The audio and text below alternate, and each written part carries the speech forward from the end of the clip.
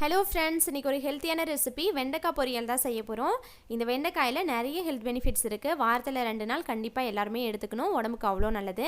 வளவளப்பாக இருக்குது அப்படிங்கிறதுனால குழந்தைங்க பெரியவங்க சாப்பிடாம அவாய்ட் பண்ணுவாங்க. அவங்களுக்கெல்லாம் இந்த மாதிரி செஞ்சு கொடுங்க. சும்மா கொடுக்காம சாம்பார் சாதம், ரசம் சாதம், தயிர் சாதம் கூடலாம் வச்சு கொடுத்தோன்னா கண்டிப்பாக சாப்பிட்ருவாங்க.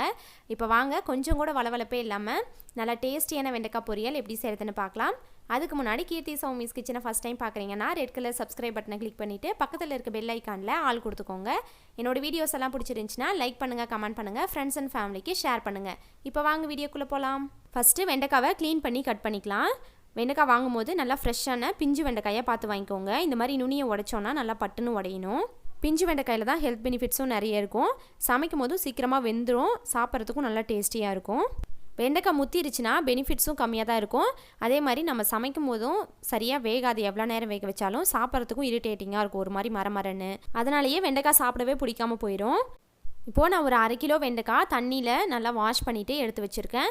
நீங்கள் தண்ணியில் வாஷ் பண்ணாமல் சும்மாலாம் துணி வச்சு துடைக்கக்கூடாது. கண்டிப்பாக ஒரு டைம் தண்ணியில் நல்லா ஒவ்வொரு வெண்டைக்காயை எடுத்து டேப் வாட்டரில் கழுவிக்கோங்க. நான் இந்த மாதிரி கழுவி வச்சுருக்கேன். இப்போது இதை இந்த மாதிரி ஒரு காட்டன் துணியில் தண்ணி கொஞ்சம் கூட அந்த வெண்டைக்காய் மேலே ஒட்டியிருக்காமல் நல்லா வைப் பண்ணி தொடச்சி எடுத்துடணும். தண்ணி இருந்துச்சுன்னா அந்த வெண்டைக்காவோட வளவளப்பு அப்படியே தான் இருக்கும். நல்லா இந்த மாதிரி தொடச்சி எடுத்துருங்க.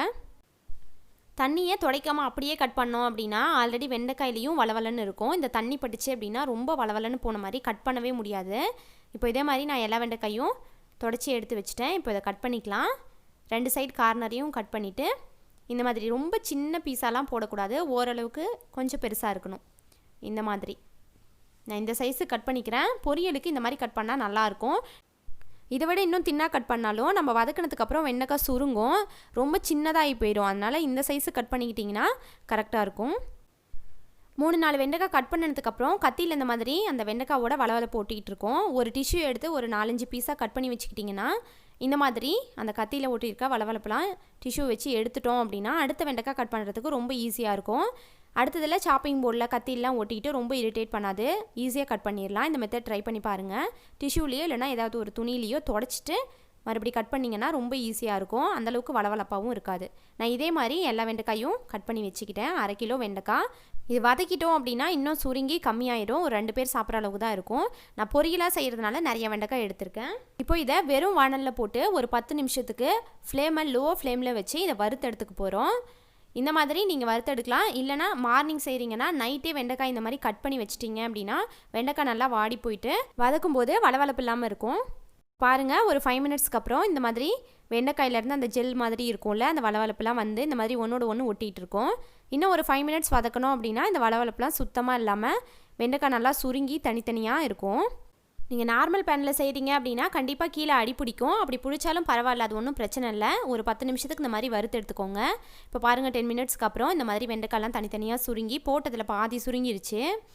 கொஞ்சம் கூட வளவளப்பே இல்லாமல் பொரியல் நல்லா டேஸ்ட்டாக இருக்கும். இந்த மாதிரி ஒரு டைம் கண்டிப்பாக ட்ரை பண்ணி பாருங்கள். இப்போ இதை எடுத்து வச்சுக்கலாம். இப்போது பொரியல் செஞ்சுக்கலாம். நான் வாணலில் 2 டீஸ்பூன் எண்ணெய் விட்டுக்கிறேன். இதில் 1/4 டீஸ்பூன் கடுகு, 1/4 டீஸ்பூன் சீரகம், 1/4 டீஸ்பூன் உளுந்தம்பருப்பு, ஒரு கொத்து கருவேப்பிலை. இப்போ இதை வறுத்துக்கலாம். இது கூட 2 மீடியம் சைஸ் வெங்காயம் பொடியாக கட் பண்ணி சேர்த்துக்கிறேன். வெங்காயம் லைட்டாக கண்ணாடி பதம் வர அளவுக்கு 1 நிமிஷம் வதக்கிக்கலாம். இப்போ இது கூட 1/4 டீஸ்பூன் மஞ்சள் தூள், 1/2 டீஸ்பூன் மிளகாய் பொடி, 3/4 டீஸ்பூன் சாம்பார் பொடி சேர்த்துக்கிறேன். இந்த சாம்பார் பொடி காரமாக இருக்கும், அதனால் நான் கம்மியாக சேர்த்துக்கிறேன். உங்கள் காரத்துக்கு ஏற்ற மாதிரி எக்ஸ்ட்ரா சேர்த்துக்கோங்க. இந்த வெண்டைக்காய் பொரியலுக்கு சாம்பார் பொடி சேர்த்தோன்னா சூப்பராக இருக்கும் டேஸ்ட்டு. ஒரு டைம் இந்த மாதிரி ட்ரை பண்ணி பாருங்கள். இது சும்மா லைட்டாக வதங்கினதுக்கப்புறம் இது கூட நம்ம வறுத்து வச்சுருக்க வெண்டைக்காய் சேர்த்துக்கலாம். இப்போ இதை நல்லா கலந்து விட்டுக்கிறேன், மசாலாலாம் கோட்டாகிற மாதிரி. நம்ம வெண்டைக்காயை ஃபஸ்ட்டே சேர்த்துட்டு வெண்டைக்காய் மேலே சாம்பார் பொடிலாம் சேர்த்தோன்னா லைட்டாக ஒரு பச்சை ஸ்மெல் இருக்கிற மாதிரி இருக்கும். அதனால தான் நான் ஃபஸ்ட்டே வெங்காயத்து கூட சேர்த்து வதக்கிட்டு அதுக்கப்புறமா வெண்டைக்காய் சேர்த்தேன். இப்போ இதில் ஒரு 1/2 டீஸ்பூன் உப்பு சேர்த்து இதை நல்லா கலந்து விட்டுக்கலாம். இப்போ இதை மூடி போட்டு ஒரு 5 நிமிஷம் வேக வச்சுக்கலாம். நான் இடையில 2 டைம் எடுத்து மிக்ஸ் பண்ணி விட்டேன். நம்ம வெண்டைக்காயில் தண்ணி சேர்த்தெல்லாம் வதக்க மாட்டோம் பொரியலுக்கு. அதனால் வெண்டைக்காயிலேருந்தே கொஞ்சமாக தண்ணி விட்டு அது நல்லா சாஃப்டாக வெந்து வரணும்ல, அதுக்காக தான் மூடி வச்சேன்.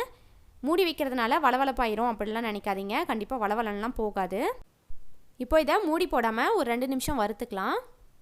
பாருங்கள் 2 நிமிஷத்துக்கு அப்புறம் வெண்டைக்காய் ஒன்றோடு ஒன்று ஒட்டாமல் நல்லா சுருங்கி போய் வளவளப்பே சுத்தமாக இருக்காது. ரொம்ப சூப்பராக இருக்கும் இந்த பொரியல் டேஸ்ட்டு. இப்போ இது கூட லாஸ்ட்டாக ஒரு 2 ஸ்பூன் அளவுக்கு தேங்காய் துருவல் சேர்த்துக்கிறேன். தேங்காய் துருவல் சேர்த்துட்டு ஸ்டவ் ஆஃப் பண்ணிடணும். இதை மிக்ஸ் பண்ணி விட்டுட்டு அவ்வளோதான், நம்மளோட வெண்டைக்காய் பொரியல் ரெடி. குழந்தைங்க இப்படியும் சாப்பிட்றதுக்கு அடம் பிடிக்கிறாங்க அப்படின்னா நீங்கள் ஒரு முட்டை மட்டும் கொஞ்சமாக உப்பு மிளகுத்தூள் போட்டு வறுத்துட்டு இது கூட சேர்த்து கொடுத்தீங்கன்னா கண்டிப்பாக சாப்பிட்ருவாங்க. ரொம்ப பிடிக்கும் அவங்களுக்கும். இது கூட பொட்டுக்கடலை பொடி பண்ணியோ இல்லை வேர்க்கடலை பொடி பண்ணியோ சேர்த்துக்கிட்டாலும் இன்னும் சூப்பராக இருக்கும் டேஸ்ட்டு. அவ்வளோதான் ஃப்ரெண்ட்ஸ், நம்மளோட டேஸ்டியான ஹெல்த்தியான வெண்டைக்காய் பொரியல் ரெடி. இதை சாம்பார் சாதத்து கூட சைட் டிஷ்ஷாக வச்சு சாப்பிட்டோன்னா சூப்பராக இருக்கும். எனக்கு ரொம்ப பிடிச்ச பொரியல் ரெசிபி.